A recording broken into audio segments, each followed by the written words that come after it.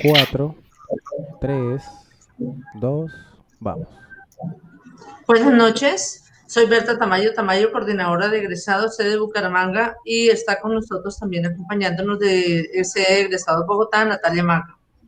Hoy, 30 de septiembre, le damos la bienvenida al programa Conversemos de. Este programa nació de la necesidad de visibilizar al rol de egresado licencista en la sociedad. Eh, Vamos a presentar a nuestros invitados, al doctor Alejandro y a la doctora Carmen Cecilia. Voy a, señor, la doctora Carmen Cecilia Mogollón Rodríguez es abogada egresada uniciencista, socióloga. Ella tiene una maestría en violencia de género, una maestría en derechos humanos, es doctora en derechos humanos, escribió un libro precisamente sobre el tema que es la ley del olvido, es abogada litigante y dicta talleres sobre género y en el trabajo de campo sobre sociología y también sobre violencia contra la mujer. Natalita, por favor, presente al doctor Alejandro. Claro que sí, muy bien, muy buenas tardes. Me place presentar al ingeniero Alejandro Cárdenas. Él tiene un énfasis en alta dirección y actualmente se encuentra cursando estudios de doctorado, negociador profesional y con una alta experiencia que supera más de 25 años en el campo profesional. Hoy representa una compañía de consultoría empresarial especializada en temas de gobierno corporativo y reestructuración de campañas. Es actualmente el gerente de uno de los concesionarios más importantes de la marca Renault en el país. Su campo de acción y de experticia en los últimos años se ha focalizado precisamente en el alineamiento estratégico, en las finanzas y en la reorganización empresarial. Ha acompañado también a múltiples intervenciones de grupos empresariales, familiares, y él mismo nos cuenta que le fascina apoyar iniciativas de emprendimiento. Participa activamente en juntas directivas y consejos de socios y ha sido conferencista precisamente en estos asuntos. En sus primeros años profesionales participó en el desarrollo de software e implementación de sistemas de información y comunicación y también trabajó por aproximadamente 10 años en el sector financiero en la dirección de áreas tecnológicas, comerciales, estructuración de proyectos y en fondos de intervención. Bienvenido. Muchas gracias. Alejandro, una pregunta. ¿Por qué hablamos de polinización en vez de polarización? El nombre surge a raíz de precisamente ponerle un nombre a esta charla y nace de una inquietud mía y es que en la participación de las reuniones familiares o las reuniones con amigos, inclusive viendo la misma sociedad, yo veo un tema muy fuerte de polarización. Y hay un término que me fascina santanderiano y es el tema de la abeja-abeja. Y a raíz de estudiar ese animalito, encuentro que pertenecen a la familia de los polinizadores, donde están las mariposas, los colibríes, los murciélagos, bueno, animalitos muy sensibles y esos animalitos cumplen en la naturaleza un papel tremendamente importante porque el 75% de los cultivos requieren de esa labor de polinización y son una contribución al desarrollo sostenible. Entonces, lo que vengo a hablarles hoy es que nosotros deberíamos volver más polinizadores que polarizadores. Entonces, por eso nace este término. Genial. Claro que sí, observamos también que en las sociedades se presentan con mayor niveles esta polarización y esto también nos lleva a probabilidades de enfrentar conflictos sociales, llamémoslo, por ejemplo, las guerras civiles, y por eso hoy en Uniciencia queremos realizar esta comprensión sistemática del concepto de polarización, ya como nos lo explicó el ingeniero. Ahora damos el paso también a la socióloga que hoy nos acompaña, doctora,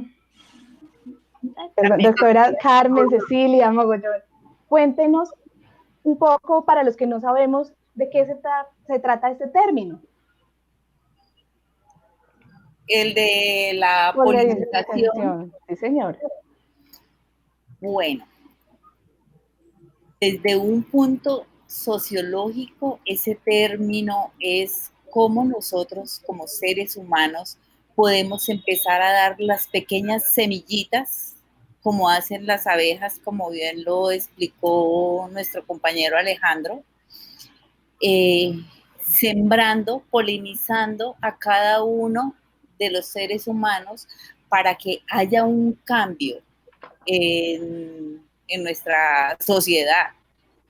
Porque como si bien es cierto, sabemos que ahorita la polarización es completamente en todos los niveles sociales, tanto socioeconómicos, y tenemos que buscar una salida polinizando a cada individuo.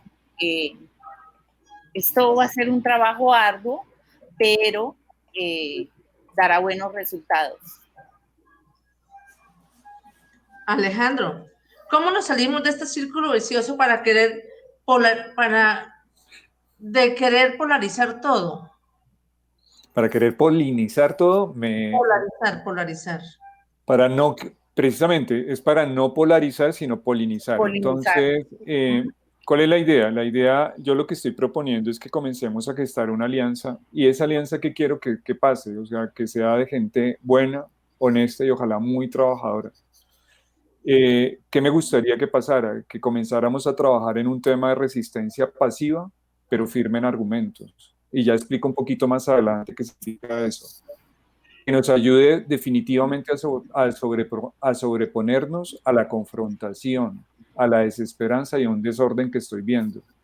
¿Y en procura de qué? De lo que todos queremos, de un entorno más amable y más acogedor. Perfecto. Bueno, Alejandro nos comentaba precisamente que salir de ese círculo vicioso. Entonces, doctora Carmen, ¿el ser humano nace entonces polarizador? No, se hace. Se hace. Bueno, yo les quería comentar que yo estuve leyendo un artículo que nos presentaba la Universidad de los Andes y me llamó la atención una premisa en la cual hacía referencia a que una de las palabras que más se desgastaba precisamente en las conversaciones en estos escenarios tanto políticos, económicos y sociales del país es precisamente de lo que estamos hablando hoy, la polarización.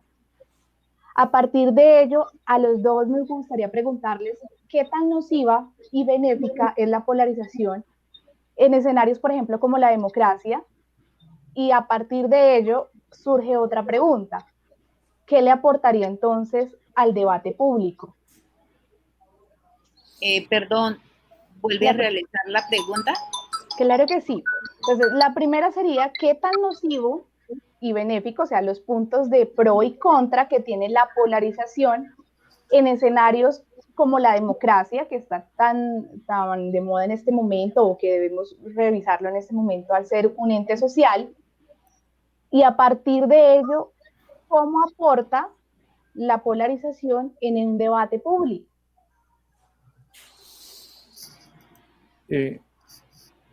Sí, a ver, yo qué veo. A mí me parece que la polarización es como andar por un campo minado. Unos evitan a toda costa cualquier tema que pueda llevar a generar y afectar las relaciones. Y por el otro lado yo veo que hay personas que les fascinan porque quieren avivar un fuego. Entonces, eso es lo primero que veo. Lo segundo es, desde el lado que yo lo estoy viendo, me parece que es un lado totalmente perverso. Yo de joven me llegó un libro que se llamaba Está habitada la tierra, de un autor que es Jaime Mistral Maza, y esa persona hablaba sobre qué pasaría si unos marcianos nos visitaran y nos examinaran desde esas naves. Yo hoy pienso que si pasara eso, ellos dudarían de que nosotros somos seres inteligentes. ¿Por qué? ¿Por qué lo digo? Pues porque comenzarían a mirar el nivel de conflicto en el que estamos y comenzarían a ver los conceptos y dirían, pero ¿cómo así? ¿Se están matando porque unos dicen que son de izquierda y otros son de derecha? Y si uno va y les pregunta qué significa este término, ni siquiera lo tienen claro. Entonces como que ellos se rascarían la cabeza y dirían, pero ¿verdad? ¿Tienen inteligencia? Por el otro lado, yo pienso que nosotros estamos como que rondando la estupidez. ¿Por qué? Porque a raíz de esa polarización nosotros estamos acabando con amistades, estamos acabando relaciones y estamos acabando con nuestra misma sociedad. Entonces yo sí pienso que nosotros tenemos que reflexionar y comenzar a encontrar puntos comunes que nos saquen de ese estado de polarización. Muchas gracias. Carmen Cecilia. A ver, viéndolo desde el punto sociológico, las desigualdades sociales que se producen y se reproducen, la polarización es la actitud también como un efecto de creencia, que solo polariza el fenómeno. Por ejemplo, ahorita lo estamos viviendo tanto a nivel político, a nivel de las Fuerzas Armadas, a nivel de las clases de estrato medio hacia abajo. Esto conlleva a que el pueblo esté en contra de cada una de las situaciones que se está viendo. Entonces, yo defiendo al militar, yo estoy en desacuerdo con el militar, soy de izquierda, soy de derecha, y viene esa confrontación donde está día por día polarizando la población, y esto no nos permite que se pueda hacer un análisis para una aceptación a nivel poblacional, o diría proletariado, en las ideas contrarias que se tiene referente a la polarización. Entonces, para ambos, ¿quiénes serían los responsables en el país para que no haya polarización? Yo creo que los responsables somos todos, o sea, lo que estamos viendo es creado de nuestra misma sociedad, y lo primero que yo pienso que tenemos que hacer es hacernos responsables y cambiar esa realidad. Eso es lo que pensaría. Yo hago 3 propuestas para cambiar esa realidad. La primera es un tema de trabajar en un tema de resistencia pasiva. Esa idea nace del actuar de Gandhi. ¿Y cómo es ese actuar? Es definitivamente ver al otro con respeto, con el respeto que se merece, inclusive con un grado de fraternidad altísimo. Lo otro es un comportamiento de sencillez, algo totalmente contrario a lo que nosotros vivimos escuchando. Usted no sabe quién soy yo, es como tratar de ponerme por encima del otro. Otra forma es con una claridad absoluta de propósitos y defender unos argumentos, pero unos argumentos con toda claridad. No intentar cambiar al otro o hacerlo errado, porque me parece que eso rompe cualquier diálogo y cualquier intento de llegar a un acuerdo. Me parece que también es una forma de ser en donde es escuchar más y hablar menos. Esa es la primera arista que yo propongo. La segunda arista es un tema de argumentación de alto nivel. Cuando uno entra sobre el tema de argumentación en negocios, hay unas escalas, y esas escalas, la primera escala o la escala más baja es aquella que lleva a la grosería y a la violencia, donde no existe para nada diálogo. La siguiente, que es un poquito mejor a esa primera, pues es un tema de descalificación. Entonces usted es un mamerto, o usted es un uribista, o usted es un tibio. La que le sigue en escala sería el levantar la voz y el tratar de yo pasar por encima y entonces lo grito, o la otra es interrumpirlo. Hay una que sigue, que es más elevada, y es donde yo me paro en mi posición y la posición mía es válida, es decir, la suya es inválida y lo hago equivocado. Ahí ya vamos como en la mitad de esa pirámide que existe. Las otras que a mí me parece que son las que deberíamos entrar a trabajar es un tema en donde yo entro en una argumentación defendiendo unos hechos, en donde pregunto más y trato de entender más la realidad del otro y hablo menos, lo que les estoy diciendo. Y lo otro es tratar de buscar puntos comunes. Esa es la segunda. Entonces, la primera es volvernos con un tema como una especie de Gandhis en ese comportamiento. La segunda es un tema de argumentación a alto nivel. Y la tercera surge de la idea de esa película que se llama Cadena de Favores, en donde hay un niñito que comienza a cambiar la realidad a raíz de un reto que les genera el profesor. Y ese profesor dice, si queremos un mundo mejor, ¿qué podríamos hacer? Y yo no sé si ustedes vieron la película, pero trata de un niño que comienza y se le ocurre la idea y dice, ¿qué tal si yo voy y trato de ayudar a 3 personas que no se pueden por sí misma ayudar? Y comienza a coger a un vagamundo, coge a la misma mamá y a otra persona y comienza a generarles una ayuda a ellos mismos, a intentarlos con la condición de que ellos ayuden a 3 personas más. Entonces, la idea mía, ¿cuál sería? Que nosotros cambiáramos esa actitud y nosotros intentáramos de cambiar a 3 personas y eso fuera un ente multiplicador. Bajo esas 3 aristas es mi propuesta para cambiar este tema. Carmen Cecilia. A ver, mi propuesta sería, estoy de acuerdo con lo que dice el compañero, pero a eso le agregaría 3 cositas más, ¿sí? Primero, una educación que sea muy buena, porque actualmente para nadie es un secreto que tenemos una educación muy mediocre. Segundo, para mí es fundamental la conciliación en todos los aspectos. Tratar de mediar en ciertas situaciones. Y la tercera,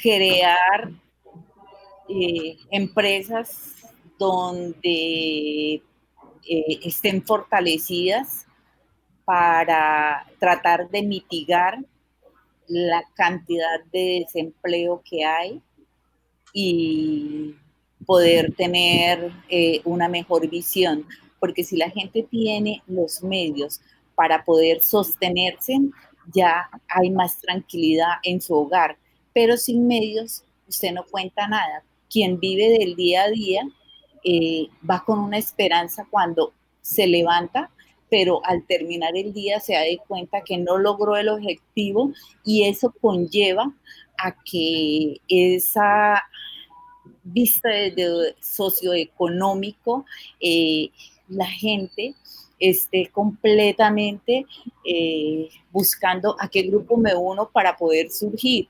Pero si el Estado prevé muchas de esas circunstancias, va a ser un componente para tranquilizar o mitigar muchas de las necesidades que tiene, porque esto viene de una descomposición social que tenemos en desigualdad. Eso es todo. Muchísimas gracias. Bueno, ustedes nos hablan de diferentes ámbitos, nos hablan de los sistemas de valores, nos hablan de la responsabilidad social y empresarial, de la misma responsabilidad que tiene la educación. Pero ya desde estos campos, ¿cuáles creen ustedes que es la circunstancia social que polariza más?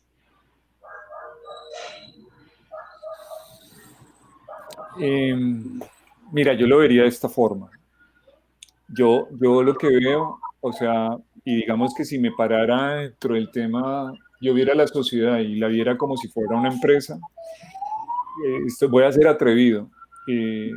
Lo que uno entra en estrategia, lo primero que uno entra es a determinar qué es lo que hay hoy.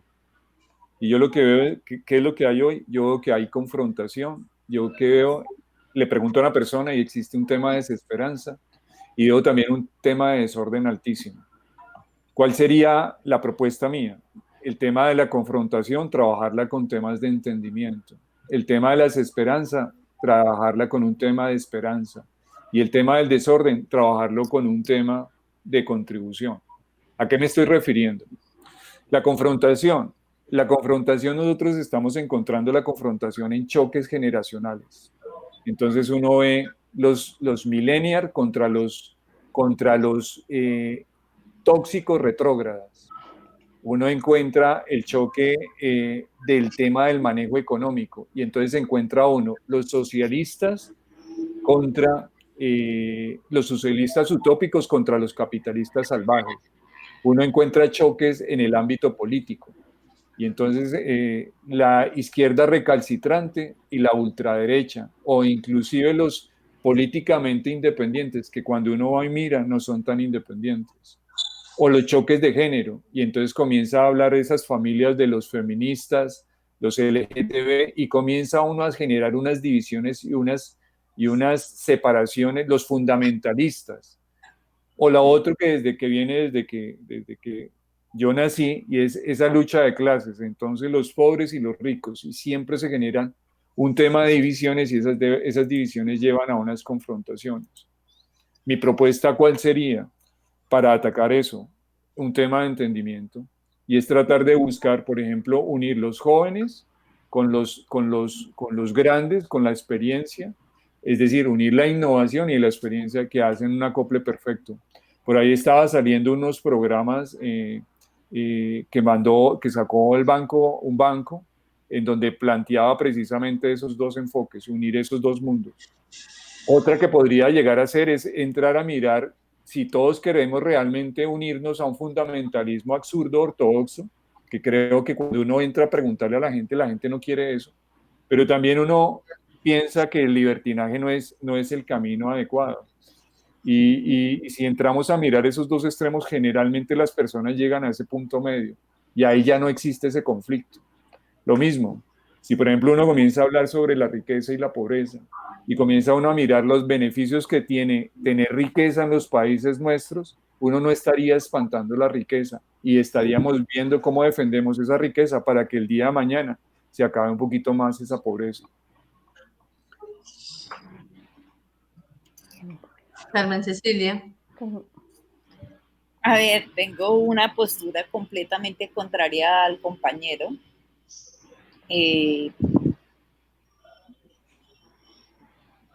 Empecemos por nuestros gobernantes. Yo diría que la mayoría de nuestros gobernantes es un feudalismo y para nadie es un secreto que nuestros gobernantes son los que tienen mayores extensiones de tierra. ¿Cómo las hayan adquirido? No quiero meterme en ese tema, pero sí han empobrecido demasiado a muchos colombianos.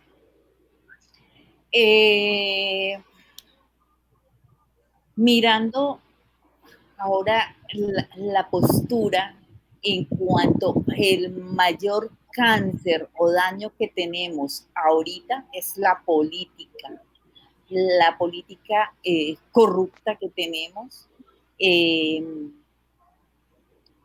No hay el autoritarismo que se tiene ahorita, no tenemos como ese camino claro porque estamos confrontados en una violencia tanto de allá como de acá. Entonces no hay como esa claridad, sino cada día que va pasando estamos viendo más hambruna, ¿sí? Y ahorita lo que necesitamos es una recuperación socioeconómica para poder que la gente que se está empobreciendo más pueda tener ese sustento. Vuelvo y reitero, si la gente tiene solución de trabajo, van a haber muchos cambios, pero tú no puedes pensar, nosotros, o sea, podemos tener ese pensamiento de que lo podemos tratar de esta manera, pero quien sufre la hambruna no tiene el mismo pensamiento de nosotros. Entonces, a eso es que hay que buscar la solución. Yo, Carmen, yo, yo creo, Carmen, que tenemos puntos coincidentes. Mira los puntos que yo encuentro y a lo que yo me refiero. Yo estoy también de acuerdo que existen poderosos, los voy a llamar poderosos, tú los llamas feudalistas o los llamas gobernantes, no me importa, pero todos vemos esos poderosos de siempre. También estamos viendo un fenómeno de corrupción, vemos un tema de hambre y vemos un tema de diferencias sociales. Y estás hablando de un tema de oportunidades. Yo hablo de exactamente lo mismo. A mí es exactamente lo mismo. ¿Cómo lo logramos? Entonces ahí lo que tendríamos que entrar a Ahí es preguntar donde, es ¿qué? perdón, Dale. perdón que ahí es donde debemos empezar a polinizar Estoy de acuerdo. para buscar una solución idónea para esta problemática que tenemos. Estoy de acuerdo. Entonces la idea es mirar qué modelo económico nos implementamos. Y yo pienso que la verdad no hay que inventar la rueda. Esto está hecho desde hace muchísimo tiempo. Y me parece que lo que tenemos medianamente es bueno. Yo sé que no es óptimo, pero venimos de una evolución si nosotros nos miramos Colombia hace 200 años, el 80 o el 90% de la gente era pobre. En 1800 el mundo, el 80 o el 90% de la gente era pobre. Hoy tenemos un 20%. Ese modelo en cierta forma ya está implementado y existe. Y es la libertad de mercado. En la medida que nosotros defendamos esa libertad de mercado, vamos a generar oportunidades. El generar oportunidades claramente trae beneficios. ¿Y esos beneficios a quiénes ayudan? A una población. ¿Qué tenemos que tratar de hacer? Que esas gobernantes de siempre, cada día les debemos tratar de... Alejandro, dime. ¿te puedo interrumpir? Es que si miramos la historia de hace 200 años, vivíamos en un feudalismo. Y aún vivimos en el mismo feudalismo. Sí, lo que te estoy diciendo es que hace 200 años el 80% de la población era pobre. Sí, y continuamos siendo lo mismo. Y que hoy el 20% de la población es pobre. No. Sí, bueno. Yo hablaba con un amigo que tenía una posición muy parecida a la tuya y yo le decía, listo, Álvaro, entonces listo, vamos a salir a la calle y si el 80% de la población es pobre, pues vamos a encontrar 80 pobres por 2 ricos o dos personas de clase media. Salgamos a la clase. Me decía, no, es que tenemos que ir a los... Si tú vas, por ejemplo, ahorita a Venezuela, en Venezuela sí vas a encontrar el 90% de una población pobre. Aquí en Colombia pienso que todavía estamos muy distantes de llegar a eso. Entonces, la pregunta es, con una persona que hablaba que me hace recordar, Carmen, es, ¿cuál modelo proponemos? ¿Cuál modelo implementamos? Yo lo que pienso es que si existe un Estado corrupto, ese Estado corrupto lo que tenemos que tratar de hacer es quitarle más recursos a ese Estado y cogerlos nosotros y administrarlos nosotros y no darle más recursos a ese Estado. Tú sabes que nosotros hoy pagamos alrededor del 70% en impuestos. Cuando sumamos todos los impuestos, los colombianos estamos identificados como que somos de los países latinoamericanos y del mundo que más pagamos impuestos. Entonces la pregunta es, si a ese Estado corrupto o a esos poderosos les vamos a seguir dando los recursos o lo que hacemos es nosotros mismos los administramos. Me parece que si nosotros mismos administramos los recursos y generamos mayor eficiencia, vamos a generar más oportunidades. Sí, Alejandro, perdón, te interrumpo, pero si pudiéramos nosotros mismos hacer eso que tú planteas, sería buenísimo. Pero el problema aquí consiste es en que el Estado día por día quiere, no el Estado, porque el Estado somos todos, ¿cierto? El gobierno día por día quiere implementar más impuestos. Entonces, ¿cómo vamos a poder hacer eso? Precisamente haciendo un Estado más ágil. No, lo que tenemos que hacer es una resistencia pasiva para que el Estado se dé cuenta, el gobierno se dé cuenta de que somos más los que podemos hacer esa resistencia pasiva y que él no nos puede seguir llenándonos de impuestos, manipulando nuestro dinero, porque somos nosotros los que pagamos los impuestos y haciendo y deshaciendo con nuestro dinero lo que el gobierno quiere. Alejandro, ese sería un cambio. Entonces, ¿cómo sería para adelgazar un poco más el Estado y nosotros tener un poco más de manejo de que pudiéramos lograr que se hiciera más inversión, tuviéramos más beneficios, tuviéramos ingresos, mayores ingresos, pero mayores beneficios y no tuviéramos menores ingresos para el Estado? Los recursos se van, pero nosotros no tenemos retribuidos, o sea, el impuesto los pagamos en un 70%, pero nosotros no vemos reflejados ese 70% en obras, en salud, en educación, en los temas sociales, porque siempre los temas sociales son temas muy importantes.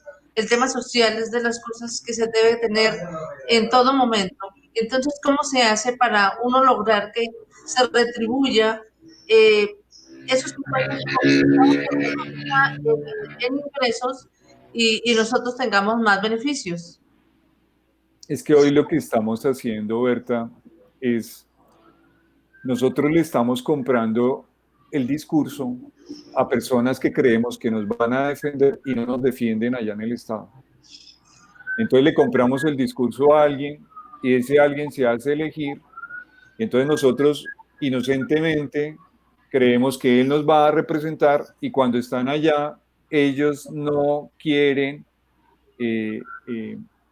bajarse de esa comodidad que trae el Estado. Entonces, ¿ellos qué terminan haciendo? Cogiendo esos recursos que nosotros les estamos entregando inocentemente y los están malgastando.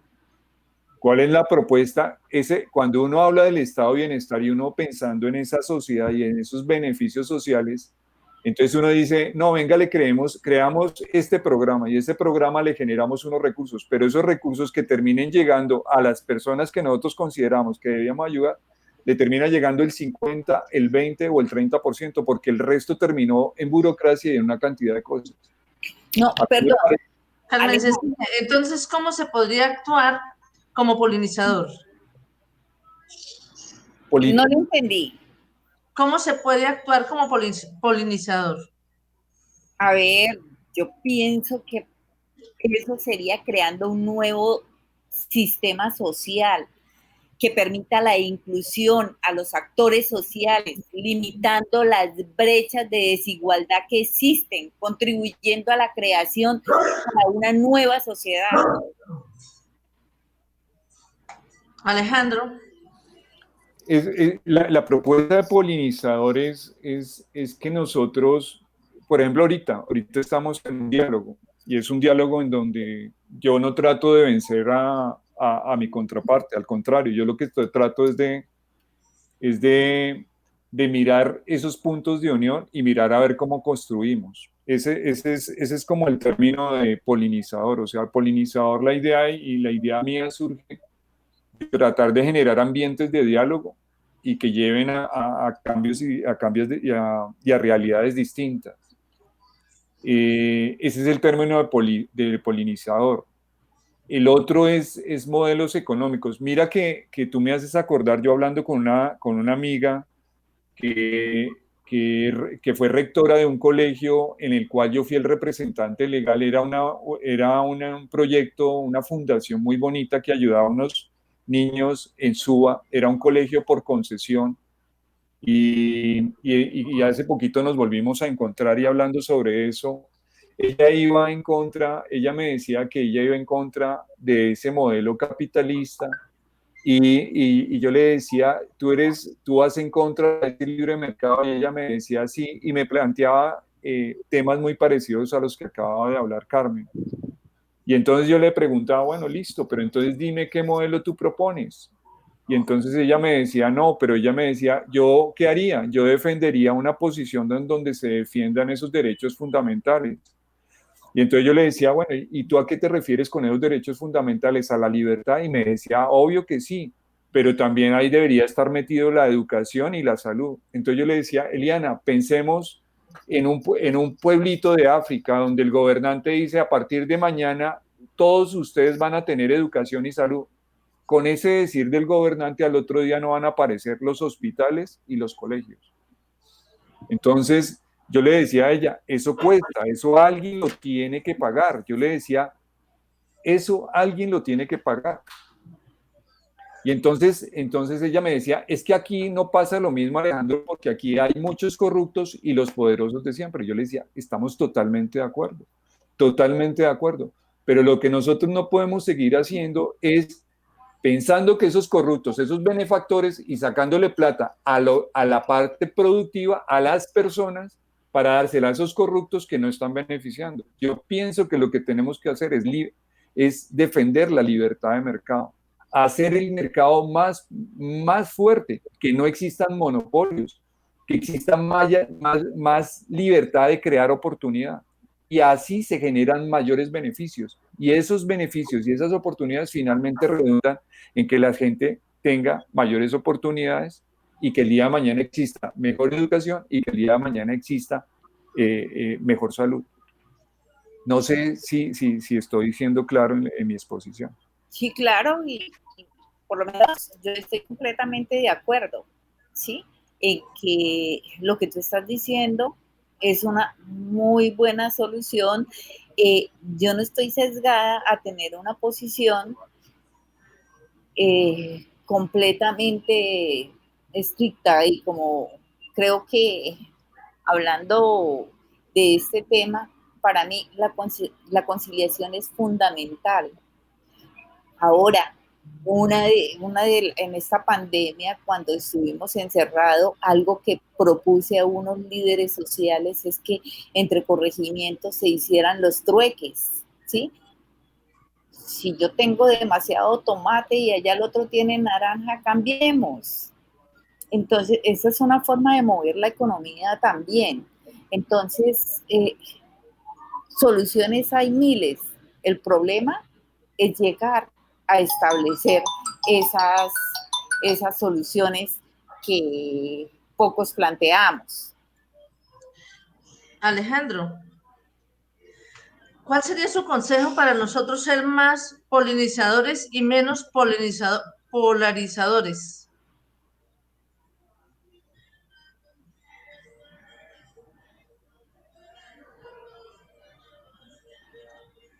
Alejandro. Carmencita, mientras tanto, por favor, ¿cuál sería su consejo para nosotros ser más polinizadores y menos polarizadores? A ver, yo diría que lo que se debe, o sea, en el ámbito de primar la polinización, sería empezar a polinizar al Estado, a las instituciones, y de ahí el resto de la sociedad.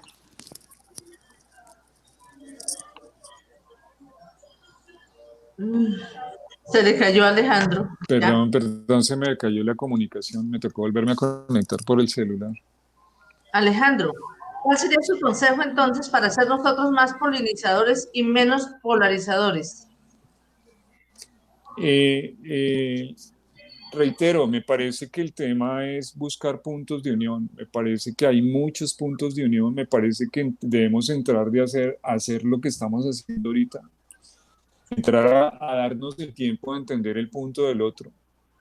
Mira que lo que está hablando Carmen, yo hay muchos temas que considero que son totalmente coincidentes. Ella habla de la corrupción, yo hablo de la corrupción. Ella habla de los poderosos, yo hablo de los mismos poderosos. Ella habla de unas necesidades que nosotros tenemos que trabajar y yo pienso que esas necesidades las tenemos que trabajar. Entonces a mí me parece que hay muchos puntos en común. ¿Qué es lo que pasa? Que estamos defendiendo posiciones que ni siquiera sabemos qué son. Yo hice un ejercicio con mi hija y con sus amigos y les pregunté, ven, esa posición que ustedes defienden que le llaman izquierda y derecha, no quiero ahorita señalar, pero esa posición que tú defiendes o ese socialismo, lo que sea, pon el término que quieras, defínemelo, dime qué es eso. Y cuando entramos en ese ejercicio, tanto ellos como nosotros vimos que estábamos defendiendo cosas iguales, parecidas. Yo pienso que nosotros como seres humanos no queremos perder la libertad. Yo pienso que nosotros ahorita debemos estar lejos de querer que exista destrucción, que acabemos lo poquito que hemos construido los colombianos en estos 200 años. Entonces a mí me parece que por ahí no es la idea. Me parece que tampoco debemos tratar de permitir que exista el vandalismo. Me parece que eso no lo debe estar.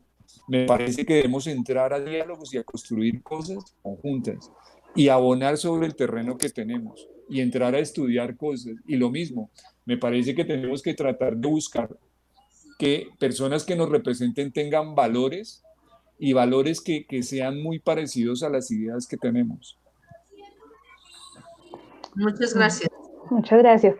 Yo los he estado escuchando muy atentamente y hemos hablado de puntos en comunes y también en sistemas que nos llevan a los extremos.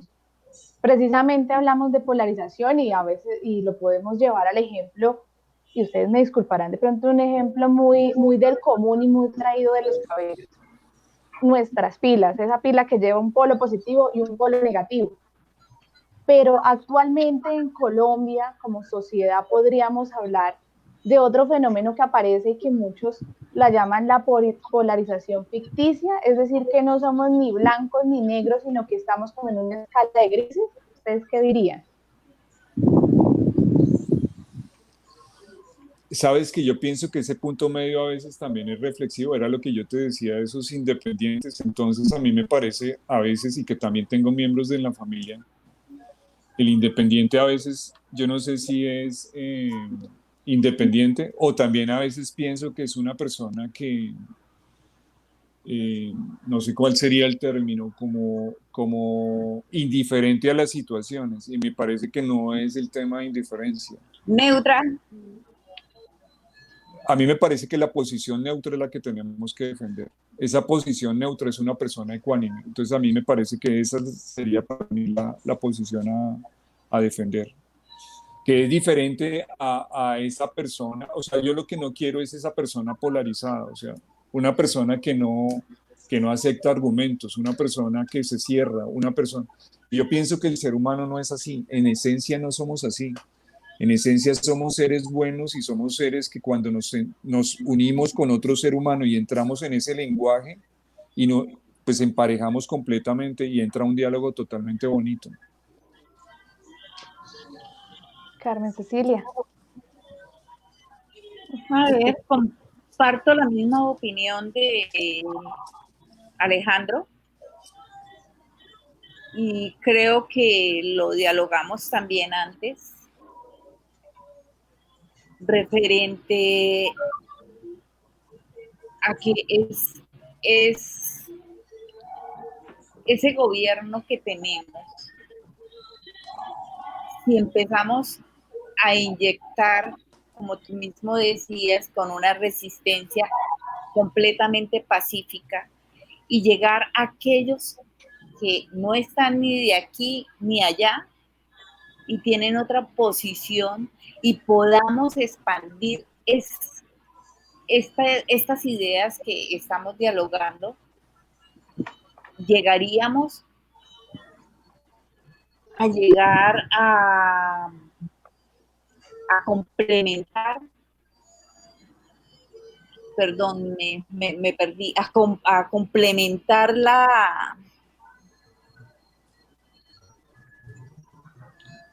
Mientras la polinización, porque empezamos con los neutros, aprovechando esa situación y la vamos a expandir. ¿Sí?